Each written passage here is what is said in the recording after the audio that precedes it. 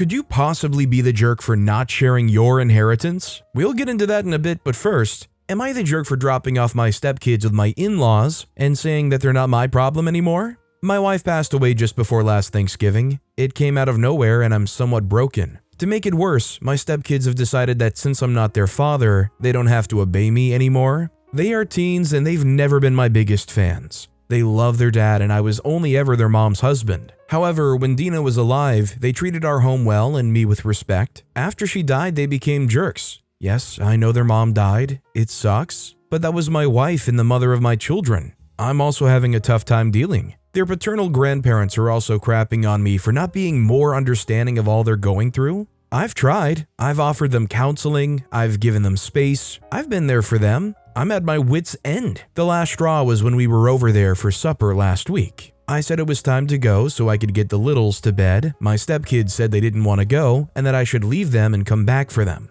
It is a 2-hour drive. I said no. Their grandparents said I was being too hard on them and that I should let them stay. I'm having a hard time with 2 small children, the loss of my wife, and 2 teen jerks without having my in-laws pile on to make my life more difficult. So I did. I also packed up their stuff. Instead of coming back for them, I dropped off their stuff at their grandparents' house. I have 2 kids under 5 to take care of. I don't really have time to baby 2 teens that are just making my life harder. My house is clean for the first time in weeks. My kids are sleeping through the night. My stepkids are living with their uncle in the same city as me so they can finish high school with their friends. Everyone on their dad's side is against me. I really don't care. I was told by both of them and by their father that I am not to try and parent them, so I'm not. I actually do not have any parental rights over them. Their dad was not even okay with me being a contact for them at school, so his parents are the contact. My wife left behind a small insurance policy, which I will divide between the 4 kids, but I was the breadwinner in my house. I bought pretty much everything there for the last 8 years, so now it's all mine. My in-laws are calling me a jerk for abandoning the kids, but I have 2 kids that need me more. The older 2 have a dad as well as grandparents to help them. My kids do too, I guess, but they also have me and I want them to have a peaceful home. I don't think OP's really the jerk here, and I'm wondering, considering everything that went on here and OP's responsibilities, or should I say lack of responsibilities, why are they the one even expected to take care of these kids? If the father of those kids doesn't want OP to have any parental responsibilities, doesn't want them to be a contact for emergencies, why aren't they just living with the father? That should be the priority regardless, shouldn't it? Also, hi, I'm Steven, and if you guys enjoy getting to decide whether or not all of these people are jerks, why not hit those like and subscribe buttons down below? That said, our next story is, am I the jerk for being mad at a friend who wants to propose on my wedding day? My fiance and I have been planning our wedding for a 1.5 years now. We've had our date picked out since the week we got engaged, and even had a long engagement. My fiance has told his friends on multiple occasions what day we're getting married. Now, friend A has sent a message stating that he's planning to propose to his girlfriend the same day. My fiance told him that's our wedding day again. He claims he doesn't remember my fiance ever telling him. Well, we all went to eat one night, and I distinctly remember mentioning our wedding date. Friend A wanted to have an engagement party right after the pictures and proposal. His friend said he would just do proposal and pictures, and then come to our wedding when he can if he doesn't move the date. My fiance's friend just sent another message saying he's not changing the date, but he will be at our wedding whenever he can make it. Well, personally, I feel like that's pretty low of someone to propose on their friend's wedding day, and I really don't want him invited to our wedding anymore. There are 365 days of the year, and you choose our day? No. I guess it depends on what activities are going on in that day for the friend. Is there something that you literally cannot reschedule? Otherwise, if it's just, oh, I have a dinner reservation on that day and I don't want to push it to any other day, I mean, it's kind of a jerk move. I think ultimately either way, OP should try to take the high road and say, listen, I wish you the best of luck. Focus on you and your big day, and I hope it turns out the greatest for you. Our next story is, am I the jerk for telling my brother's fiance that she and my wife are not in the same situation? I started dating my wife Anna in middle school. We've been friends, classmates, roommates, everything to each other. And given our long history, she's obviously very close to my family. My dad is the oldest of 3 siblings. I'm one of 3 brothers. My uncle has 2 girls and my aunt has 1 girl. Obviously, growing up, my female cousins had no elder sister type family member to look up to. Then, Anna started coming to my home for dates. Our parents wouldn't let 13-year-olds go out,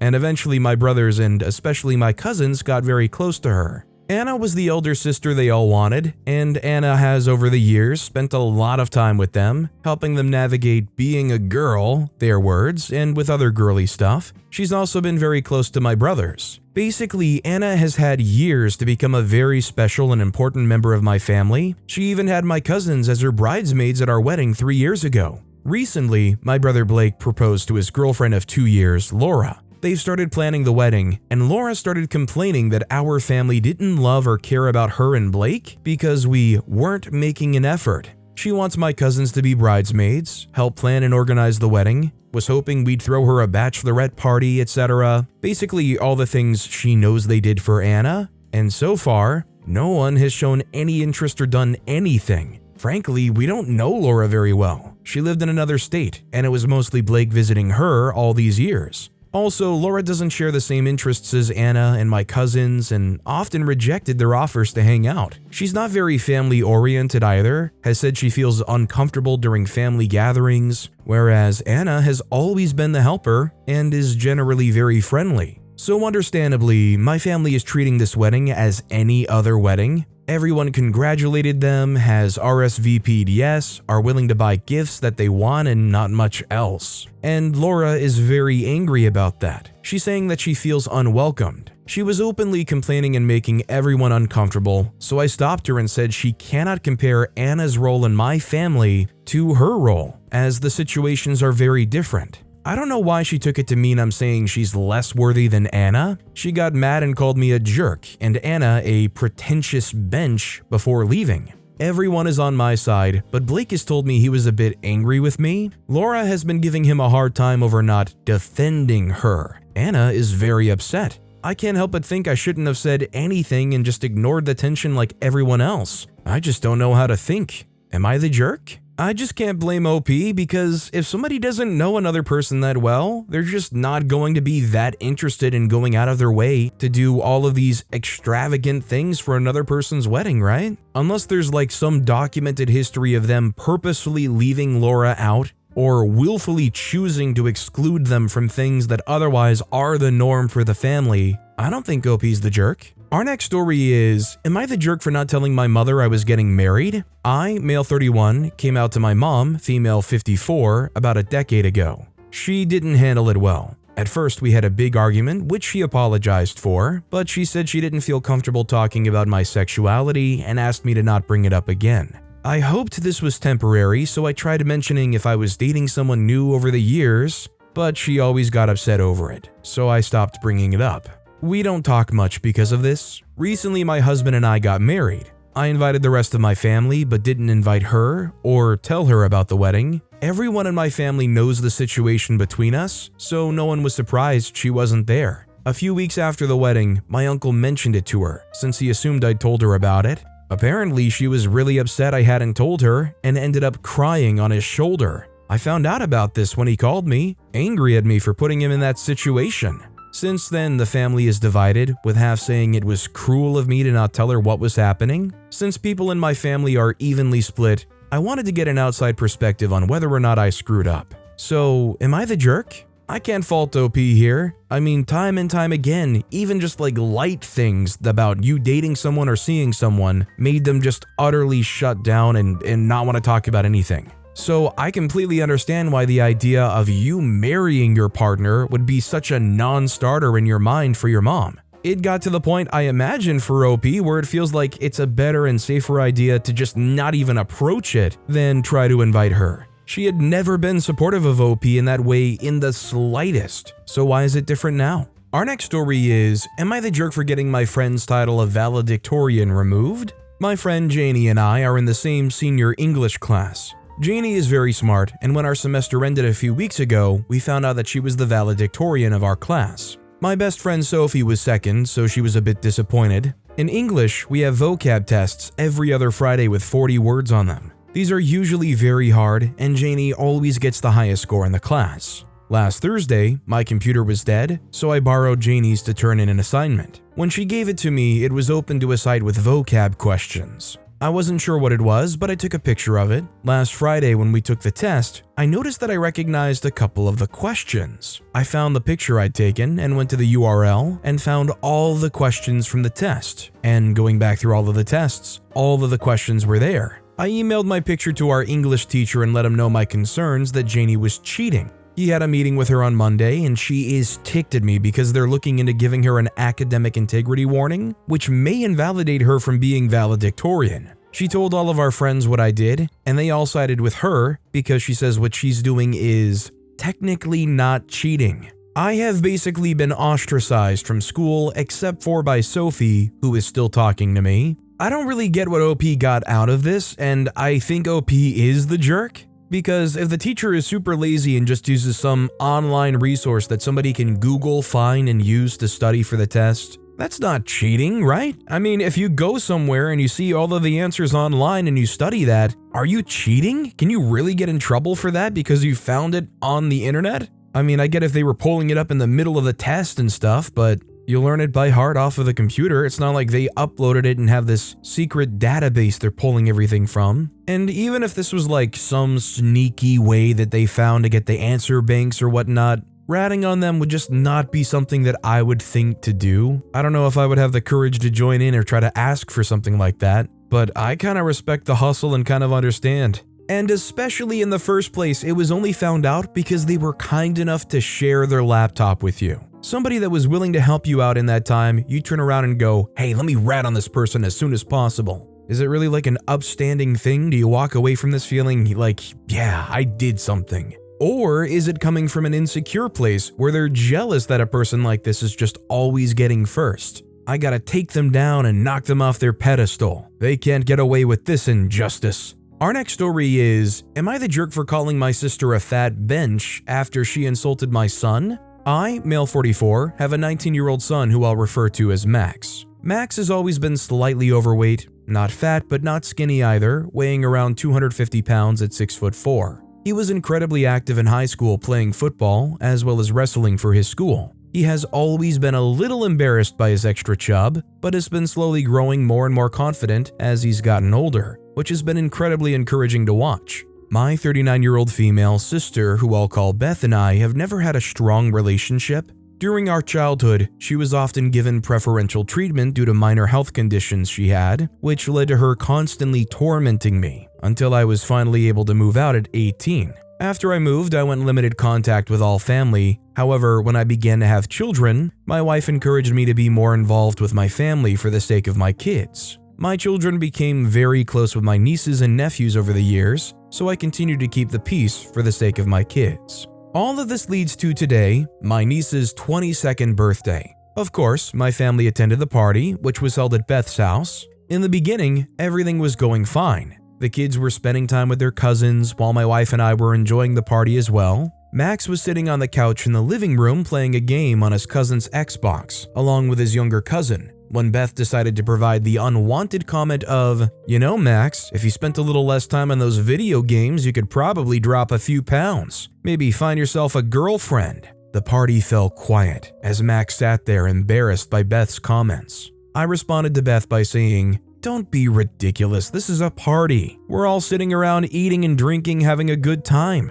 Why are you trying to embarrass him?" To which she replied, "I wasn't trying to embarrass him. I was just trying to offer him some advice. It's not my fault he's so sensitive." After I heard that, I snapped back at Beth saying, "Who the freak do you think you are to be giving my son advice about his weight? Max goes for a run every morning and works as a carpenter. When was the last time you climbed a flight of stairs?" Beth, looking offended, snarled, "Good lord, I was just trying to help him out and you insult me like that? You always did have an anger issue. I feel bad for your wife." After that, I snapped. I yelled back, "You're just a fat bench who tried to embarrass my son in front of all of our family just so you could get some attention. Then you have the balls to try and insult me? Go freak yourself, you stupid bench." After that, my wife and kids and I all left. Since then, my phone has been bombarded with texts and calls from family members telling me to apologize. I spoke to my wife about it, and while she agrees Beth was out of line for saying what she said, I took it too far and need to apologize to Beth and my niece for causing a scene on her birthday. So, am I the jerk? I don't know, I don't think I can blame OP too much for what they did, but ultimately they did help in causing and adding to the scene. I would apologize to both kids, Max for having to have experienced the whole thing, and also the niece for having that whole thing go down at their birthday party. Our next story is, am I the jerk for calling out the obvious favoritism in my girlfriend's family? My 29-year-old female, girlfriends, Heather, 26-year-old female, parents were hosting a family dinner with her 2 older brothers and I, as well as her brother's significant others and families. We've been dating for 9 months. Heather comes from a family of doctors, parents, and brothers, and is the only non-doctor in the family. She's an interior designer, so she sometimes talks about how she's been treated like the biggest failure ever and looked down upon by her brothers as they got into med school and she didn't. It also didn't help that she was into women and that became a whole thing. Heather mentions how it was difficult at first, but it all eventually worked out. I'm a lawyer from a family of quite well-known lawyers, and I believe that's the sole reason why her family likes me. They've met me a few times before and we're all quite nice, but only on the surface as I could tell. The other day, as we sat down for dinner, Heather's brother made a horrible comment to her along the lines of, "At least you did a very good job with being with OP, given you made poor choices in your career." This really upset me. Heather loves her job and lifestyle and doesn't deserve to be put down by her family. So I said, "It's odd that you said that. Heather has her life figured out much better than everyone at this table, myself included." The whole table got silent and everyone stared at me. Her dad said I took jokes too seriously and needed to be more relaxed. I said I knew what jokes sound like, and that wasn't one. So the night went on, but there was this tension. Heather said I needed to just let it go, and that I created unnecessary drama. I'm amazed that she lets her family treat her like that. So I'm wondering if I was the jerk today. Was I?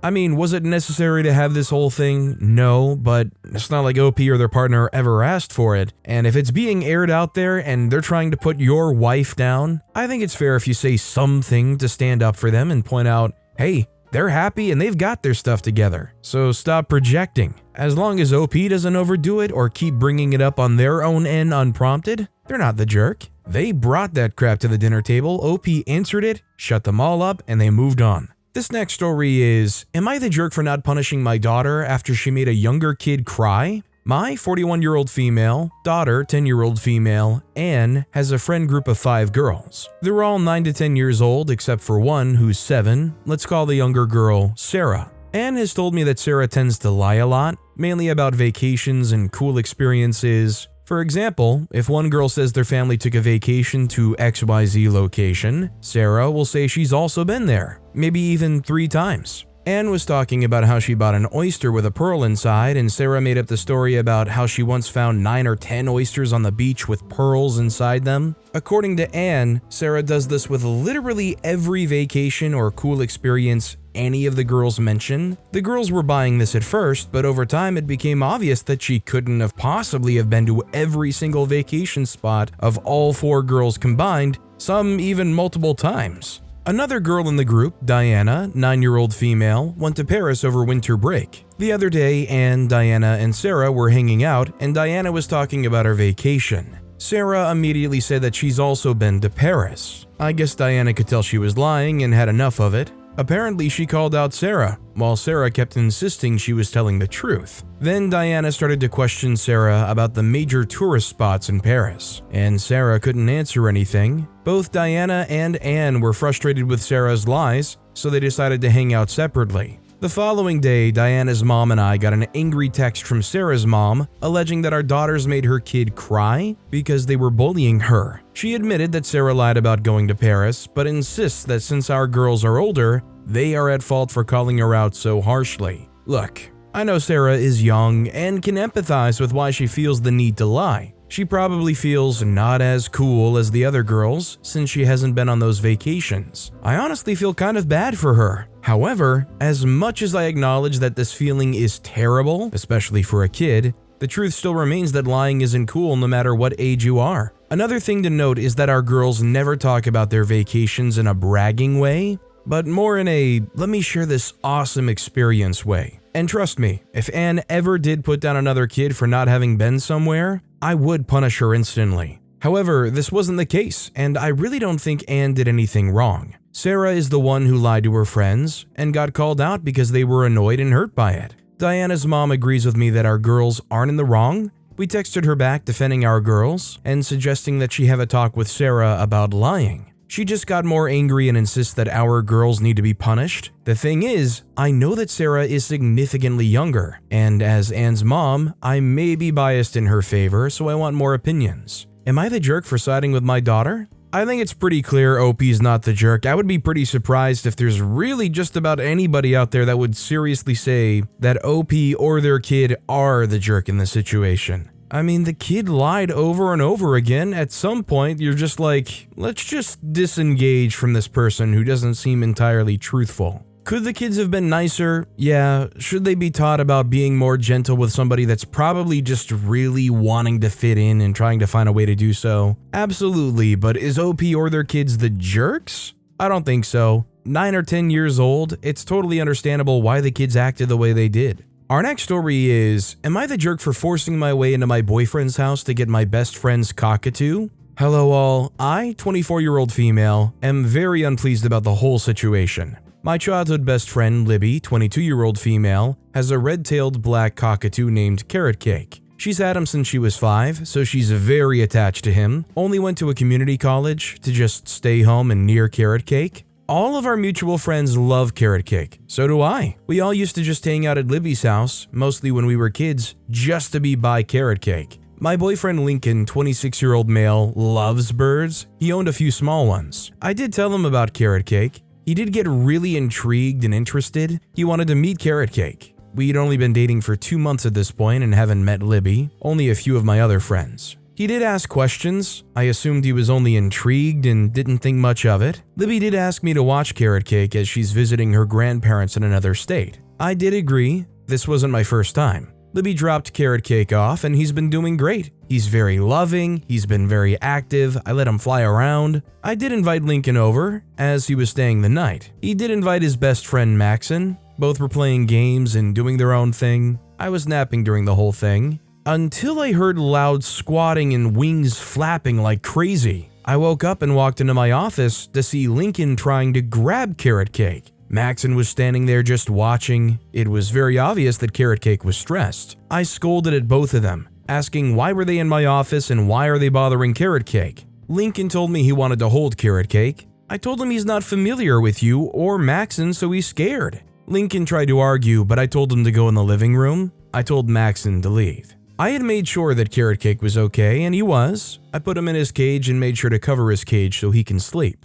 I locked my office at this point and had the keys in my room with me. I told Lincoln not to go into my office without me. I just went back to sleep and asked Lincoln to go to sleep, so we both did. I woke up to my boyfriend gone and my keys misplaced. I did try calling him. He didn't answer my phone call. I went to check on Carrot Cake to see that he was not there. I freaked out and just knew Lincoln had him. I called and texted him until he answered. I told him to please tell me he has Carrot Cake, and he did. I asked why, and he said he wanted to watch Carrot Cake for a day. I just hung up and drove to his house. Once I got there, I knocked like crazy and told him to open it. He opened it a little bit, but I barged in and got Carrot Cake. Lincoln was just telling me I couldn't barge in. I just walked by him and drove back home. I did tell Libby about the whole thing and she was grateful. I got Carrot Cake back safely, but also very distraught about the whole situation. Lincoln and his friends did message me that I couldn't just barge into someone's house.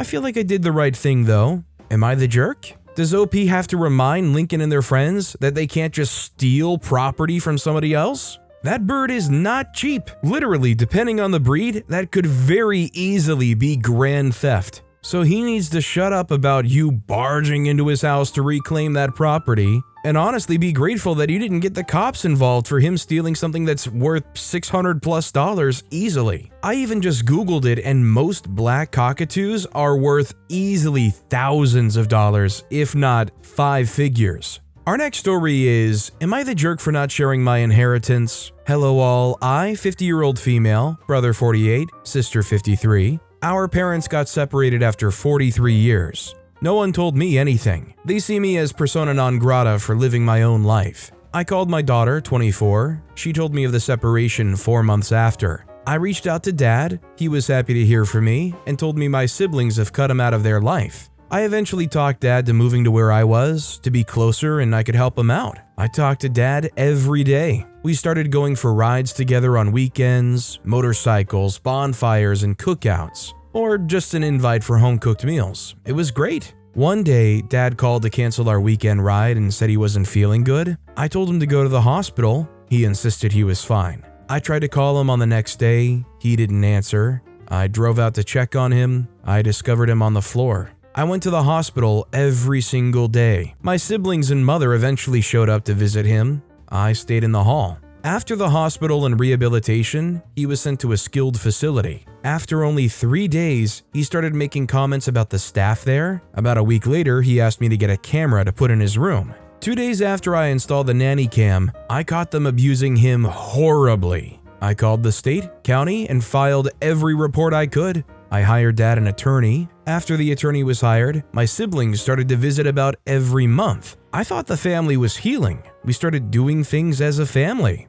Dad got his justice. He received a settlement. With the help of a realtor, I found him a small house and started working on it to bring him home. Dad's health was getting worse. He entered hospice. I had the hospice case manager helping develop a home plan. Dad's health started declining rapidly. Not long after, hospice said it would not be advisable to move him. I sat with Dad continually, hired sitters to stay with him when I had to leave. When Dad passed, I went home and cried. My dad was my best friend. I pulled out my dad's will and took it to the county courthouse to probate. I was told there was no need to probate it, that the will was my deed to Dad's house. Dad had filed a POD, payable on death, at the bank, listing me as the sole beneficiary. Our mother kept on telling me it was not right. I needed to give my siblings equal shares of the money. She guilted me to share some of it. I gave them each $15,000, but apparently it was not enough. This was 4 years ago. Fast forward August 23, 2023, I received a letter from an attorney demanding I will the house to my siblings, that if I didn't, they would sue me to compensate for the money I did not give to them. I did reply to the attorney. I sent him the POD form from the bank listing me as sole beneficiary. I reminded him he had a copy of the will and asked him to look over it again, and he would see my siblings had no claim on anything. I have yet to hear a response from their attorney. So OP's definitely not the jerk. I surely hope that they're not going to try to take OP to court just for the hope alone that OP doesn't want to put up the money to fight this and just gives up a house. Needless to say, I would not consider any of these people family. Our next story is, am I the jerk for stealing my ex's attention at his girlfriend's party when I was dancing with our daughter? My ex, male 27, and I, female 24, broke up over a year ago, but we have a 2.5-year-old baby girl together, so we're still close and have a good relationship. Well, there's not much else to say. He's dating someone new, female 27. It was her birthday yesterday, and my ex invited our baby and me since it was in his backyard. He invited his family as well, so I was mostly chatting with them. My daughter was playing with her cousins and some other kids from his girlfriend's side of the family. It was quite okay, really. He was playing music and the kids were dancing and playing. My daughter and one of her cousins came up to where we were sitting and asked us to dance too. I went to dance with them. Then my daughter called her father and we started dancing with her. We weren't at it for too much. We were dancing and so were the kids and other adults. But his girlfriend got ticked off and called the party off. She then personally attacked me, telling stuff like, why did I leave him if I'm not over my ex? And that I'm an attention seeker tramp, that she knew I'd act like that when her boyfriend told her I was coming, a lot of stuff. And it caused a family fight too. Her and her family left, so it was just us. My ex and his family were quite upset. After his family left, my ex and I talked more calmly, and he said he was disappointed in his girlfriend's reaction. So well, some people see it as I was looking for this kind of reaction when I went to the party, but I was not. I was invited and I went. I think it's so important to have a close relationship with my daughter's father. What would be the alternative? Her having to see us fight all the time? But I don't know, maybe I'm off. I think this whole thing is just kind of reeking of jealousy pretty clearly. I feel like the ex has to talk to their partner about their deep-rooted feelings about OP existing and OP still being in his life, not as anybody that's interested in each other, but solely for the sake of the kid that is inevitably going to be a part of his life, at least I hope. My next question would be, did the girlfriend even want the 2.5-year-old kid there? It just sounds to me like she's the kind of person that would be more than happy for OP's ex to just dump and flush any responsibility for that kid, any communication they have with their ex, and just move on with them and run off into the sunset together. But with that being said, that's all the time we have for today. Now, if you want to hear another crazy Am I the Jerk Here story, check out that video on the left. Or if you missed my latest video, check out that video on the left. That said, I'll see you all next time with some more stories.